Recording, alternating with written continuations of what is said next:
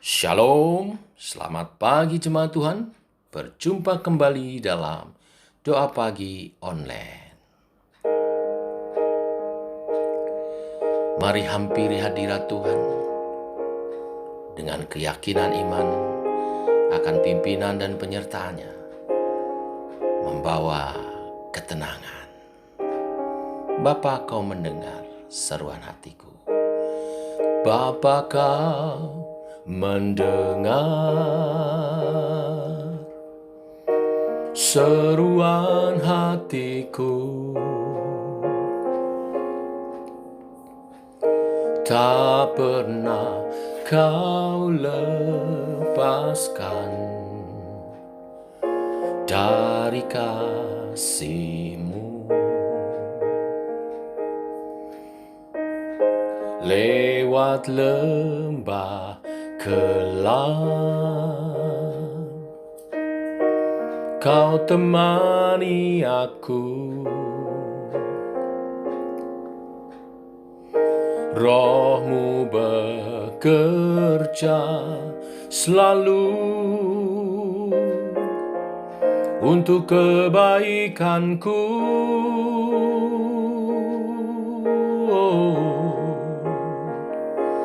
Mengalir kuasa dari tempat maha tinggi, Bapa kekal mulia, kau hadir di sini, memulihkan hati, menyembuhkan yang terluka. Ku kan tenang bersama-Mu, Bapa.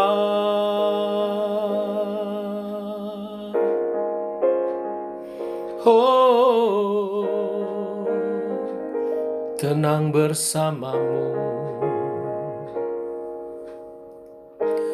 Lewat lembah kelam, kau temani aku. Roh-Mu bekerja selalu untuk kebaikanku.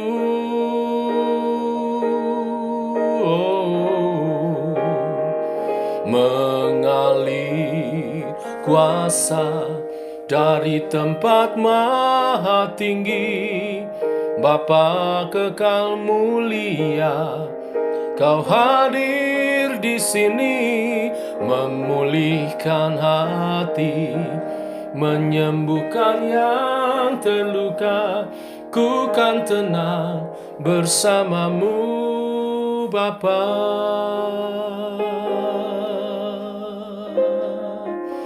Jamah setiap hati, pulihkan Bapa. Roh Kudus, jamah setiap hati umat-Mu, mengalir kuasa dari tempat maha tinggi, Bapa kekal mulia, kau hadir di sini, memulihkan hati, menyembuhkan yang terluka. Ku kan tenang bersama-Mu, Bapa. Mengalir kuasa dari tempat maha tinggi, Bapa kekal mulia, kau hadir di sini, memulihkan hati, menyembuhkan yang terluka. Ku kan tenang bersama-Mu, Bapa.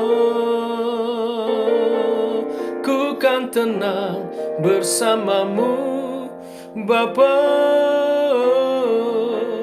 Ku kan tenang bersama-Mu,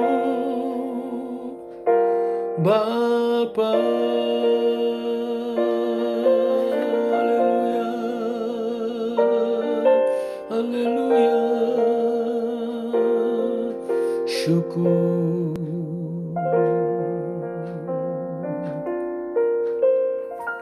Kami percaya ketenangan datang darimu Tuhan. Akan penyertaan-Mu, akan kuasa Roh Kudus yang ada dalam diri kami. Setiap orang percaya. Teguhkan oleh kebenaran firman yang sebentar kami renungkan. Dalam nama Tuhan Yesus Kristus. Amin. Bapak Ibu, kita lanjutkan renungan firman Tuhan pagi hari ini. Lukas pasal 8 ayat 22 sampai 25. Judul perikop, angin ribut diredakan. Demikian firman Tuhan. Pada suatu hari Yesus naik ke dalam perahu bersama-sama dengan murid-muridnya.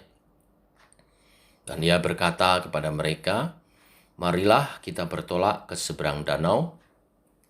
Lalu bertolaklah mereka. Dan ketika mereka sedang berlayar, Yesus tertidur. Sekonyong-konyong turunlah taufan ke danau, sehingga perahu itu kemasukan air dan mereka berada dalam bahaya. Maka datanglah murid-muridnya membangunkan dia, katanya, "Guru, guru, kita binasa." Ia pun bangun lalu menghadik angin dan air yang mengamuk itu, dan angin dan air itu pun reda dan danau itu menjadi teduh. Lalu katanya kepada mereka, "Di manakah kepercayaanmu?" Maka takutlah mereka dan heran. Lalu berkata seorang kepada yang lain, "Siapa gerangan orang ini, sehingga ia memberi perintah kepada angin dan air, dan mereka taat kepadanya." Amin. Bapak Ibu, Yesus mengajak para muridnya untuk menyeberang danau. Dan murid-muridnya menuruti dia. Ayat 22 tadi mengatakan, pada suatu hari Yesus naik ke dalam perahu bersama-sama dengan murid-muridnya. Dan Ia berkata kepada mereka, "Marilah kita bertolak ke seberang danau." Lalu bertolaklah mereka. Ayat ini menyatakan bahwa Yesuslah yang mengajak murid-murid itu menyeberang danau. Walaupun Yesus yang mengajak, mereka tidak lepas dari serangan badai. Apa maksudnya? Jangan menganggap kalau kita bersama Yesus hidup dalam ketaatan, lalu akan selalu tenang tanpa badai atau bahaya. Ayat ini ingin menjelaskan bahwa bersama Yesus juga orang-orang percaya, murid-murid Tuhan, bisa mengalami badai hidup. Badai itu datang sekonyong-konyong, dikatakan di ayat 23. Ya, ketika mereka sedang berlayar, Yesus tertidur, sekonyong-konyong turunlah taufan ke danau, sehingga perahu itu kemasukan air dan mereka berada dalam bahaya. Kata sekonyong-konyong menunjukkan badai itu datang mendadak. Ya, memang secara geografis letak danau itu bisa menyebabkan badai yang demikian. Ini sama halnya terjadi dalam kehidupan. Badai kehidupan, kesulitan, seringkali datang secara tiba-tiba. Tidak kita inginkan, tapi bisa saja menyerang. Ada yang menganggap, para penafsir menganggap bahwa serangan badai ini adalah pekerjaan setan. Tetapi ada juga yang tidak setuju. Dalam pengertian, badai bisa saja terjadi karena alam. Tetapi kita percaya semuanya yang terjadi tidak lepas dari kehendak Tuhan. Karena itu, hendaknya kita menyimpulkan bahwa semua diatur oleh providensia rahasia dari Allah. Ya, supaya Kristus tidur misalnya tertidur di sana, supaya badai hebat muncul, supaya gelombang-gelombang melingkupi perahu, sehingga sepertinya dalam bahaya dari kehancuran. Dan dari peristiwa ini, kita hendak belajar bahwa kapanpun terjadi peristiwa, apapun peristiwa yang merugikan, menyengsarakan kita sekalipun, adalah di mana Tuhan menguji iman kita. Menghadapi badai itu, murid-murid menjadi takut. Ayat 24 mengatakan, maka datanglah murid-muridnya membangunkan dia, katanya, "Guru, guru, kita binasa." Bahwa murid-murid Yesus yang beberapa di antaranya adalah nelayan, bisa takut karena badai di danau. Ini menunjukkan bahwa badai itu luar biasa besarnya. Tetapi bagaimanapun rasa takut ini menunjukkan kelemahan iman mereka. Ini mungkin tidak akan pernah mereka sadari seandainya mereka tidak mengalami badai ini. Suatu keuntungan dari ujian-ujian yang datang kepada kita adalah membuat kita mengetahui kelemahan kita. Sehingga kita bergantung kepada Tuhan. Murid-murid membangunkan Yesus, tetapi dengan cara sedemikian rupa sehingga tidak menunjukkan iman mereka. Ya, sehingga Yesus seperti menegur mereka mengapa tidak percaya. Nah, kita melihat di sana Kristus tertidur, Yesus tertidur, sepertinya nampak seperti tidak peduli, tetapi sebetulnya Ia siap menolong kita. Kristus bisa sering dan kelihatan seperti tidak memperdulikan, acuh tak acuh, tetapi Ia selalu bersedia. Kenapa? Karena Dia ada di dekat kita, selalu siap untuk bertindak pada saat yang tepat. Yang terpenting, Dia ada satu perahu dengan kita. Segala sesuatu ditetapkan dan diatur oleh Allah untuk kebaikan kita. Dan karena itu, semua badai yang kita alami pasti berguna bagi kita. Allah mempunyai rencana dan jalannya. Dan rencananya adalah bagi kemuliaannya sendiri maupun bagi kemuliaan umatnya. Oleh sebab itu, jangan kita berkata, engkau tidak peduli kalau kita binasa. Tetapi percayalah bahwa sebaliknya dari binasa itu ada keselamatan yang sempurna yang Tuhan terus kerjakan dalam diri orang percaya. Di ayat 24b, 25, Yesus bangun lalu menghardik angin dan air yang mengamuk itu, dan angin dan air pun reda. Dan danau menjadi teduh. Lalu katanya kepada mereka, di manakah kepercayaanmu? Maka takutlah mereka dan heran. Lalu berkata seorang kepada yang lain, siapa gerangan orang ini? Sehingga ia memberi perintah kepada angin dan air, dan mereka taat kepadanya. Yesus bangun. Yesus tidur tetapi tidak pernah terlambat bangun. Yang menarik di sini, dan menjadi penghiburan bagi setiap orang percaya. Badai yang hebat tidak membangunkan dia, tetapi teriakan murid-muridnya membangunkan dia. Merupakan sesuatu yang menghibur untuk tahu bahwa teriakan setiap murid Tuhan membangunkan Tuhan. Dan Tuhan memberi keteduhan. Yesus menghardik badai itu. Badai dan ombak lalu berhenti menjadi tenang. Ini jelas merupakan suatu mukjizat. Dan ini membuktikan bahwa Yesus adalah Allah.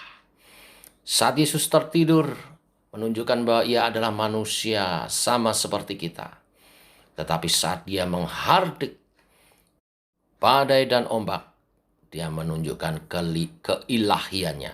Dia adalah Allah yang berkuasa atas alam semesta ini. Siapakah kecuali anak Allah yang bisa dari kehendaknya sendiri dan dalam namanya sendiri memerintahkan elemen-elemen yang kuat dari alam? Siapa kecuali anak manusia yang sejati bisa dikuasai oleh kelelahan dan tidur di tengah-tengah badai yang mengamuk? Hanya Yesus, Allah, tetapi juga manusia sejati. Peristiwa ini menimbulkan pengakuan iman dari murid-muridnya. Setelah angin itu menjadi reda, murid-murid tetap takut. Tetapi sekarang ketakutan mereka terjadi bukan karena badai, tetapi takut terhadap pribadi seseorang yang bisa menenangkan badai itu. Mereka menyadari keilahian Yesus, dan karena itu mereka takut. Mazmur 89 ayat 9-10. Ya Tuhan, Allah semesta alam, siapakah seperti Engkau? Engkau kuat ya Tuhan, dan kesetiaanmu ada di sekelilingmu. Engkau yang memerintah kecongkakan laut, pada waktu naik gelombang-gelombangnya, Engkau juga yang meredakannya. Amin. Yesus menegur murid-muridnya. Di ayat 25 dia berkata, lalu katanya kepada mereka, di manakah kepercayaanmu? Dalam Markus 4 ayat 40, ayat yang paralel, mengatakan, lalu ia berkata kepada mereka, mengapa kamu begitu takut? Bapak Ibu, bukan setiap jenis rasa takut bertentangan dengan iman. Ini nyata dari pertimbangan bahwa jika kita tidak takut pada apapun, suatu rasa aman yang tidak berperasaan dan bersifat daging bisa mendatangi kita dan ini malah berbahaya. Tetapi rasa takut yang mengganggu damai dari hati nurani sedemikian rupa sehingga tidak sadar akan kehadiran Tuhan dan tidak percaya pada janji-janjinya itu yang harus kita waspadai. Teguran ini tidak dijawab oleh murid-murid karena murid-murid terperangah akan apa yang dilakukan Yesus terhadap badai itu. Jawaban yang tidak diberikan oleh murid-murid adalah sangat tepat. Karena cerita ini berakhir dengan memfokuskan perhatian pada pribadi dari Yesus. Sehingga setiap orang yang membaca bisa memberi jawaban sendiri. Bisa mengaku imannya sendiri. Dan menambahkan pujiannya sendiri. Bagi Yesus, Tuhan dan Juru Selamat kita. Haleluya. Inilah berita firman hari ini. Apakah saat ini saudara sedang dalam penderitaan, problem, badai hidup? Pertama-tama pastikan bahwa saudara bersama dengan Yesus, satu perahu dengan Dia. Lalu tetaplah beriman dan berharap kepada Dia. Dia pasti akan menolongmu. Berserulah, karena seruanmu membangunkan Yesus untuk menolong, menenangkan badai kehidupanmu. Tuhan memberkati. Mari kita berdoa. Bapa, kami mengucap syukur buat hari yang baru hari ini dan berkat firman Tuhan yang luar biasa. Kami bersyukur Engkau Yesus Allah Immanuel, Allah yang selalu menyertai umat-Nya. Walaupun penyertaan-Mu tidak membuat kami kebal terhadap badai kehidupan, tetapi firman-Mu hari ini menenangkan kami. Karena Engkau peduli kepada seruan umat-Mu. Dan Engkau akan menenangkan, menghardik badai kehidupan kami. Ajar kami untuk percaya kepadamu Tuhan. Dan bersandar mengandalkan Tuhan. Terima kasih Tuhan, bimbing kami. Allah Roh Kudus, pimpinlah kami. Mengerti setiap kebenaran firman-Mu dan menggenapinya dalam hidup kami. Bapa, hari ini kami secara khusus berdoa. Memohonkan berkat Tuhan menyertai keluarga kami, setiap keluarga daripada umat Tuhan, dalam perlindungan, penyertaan dan pimpinan yang daripadamu. Pria-prianya Allah, para suami, Tuhan teguhkan kepemimpinan mereka dalam pengurapan-Mu, dalam kekudusan-Mu, supaya kami dapat memimpin rumah tangga kami seperti Kristus memimpin jemaat-Nya, dalam kekudusan, dalam kuasa, dan dalam kasih yang nyata. Tuhan berkati tangan kami sehingga apa yang kami kerjakan menjadi berhasil. Dan itu mencukupkan kehidupan, kebutuhan kami Tuhan. Dan tidak ada yang kekurangan daripada umat-Mu. Berkati juga para ibu, para istri. Mengerjakan tugasnya dengan penuh kasih sayang. Mendampingi suami, merawat anak-anak. Di dalam rahmat yang daripada-Mu Tuhan. Sehingga anak-anak kami boleh bertumbuh dalam iman percaya, dalam ketekunan dan kesetiaan mereka. Bahkan masa depan mereka, Tuhan tetapkan yang terbaik Tuhan. Yang studi Engkau berkati sehingga meraih prestasi yang terbaik. Cukupkan segala biaya-biaya. Yang bekerja Tuhan berkati sehingga bekerja dengan baik. Dan ada peningkatan demi peningkatan. Untuk masa depan yang lebih indah. Untuk masa depan yang memuliakan Tuhan. Jaga lindungi pergaulan mereka dari yang jahat. Dari kebebasan yang salah. Dari pergaulan bebas, dari narkoba, dari kuasa-kuasa kegelapan, jauhkan Tuhan. Tangan Tuhan melindungi, menyertai, khususnya anak-anak kami yang ada di luar kota, Tuhan memeliharakan dan menjagainya. Demikian setiap keluarga dalam perlindungan penyertaan yang dari-Mu Tuhan. Demikian Tuhan doa-doa kami. Tuhan memberkati setiap keluarga umat-Mu. Dalam nama Yesus kami berdoa, kami bersyukur. Amin. Demikian saudara doa pagi kita. Selamat pagi, selamat berjalan bersama dengan Tuhan. Shalom.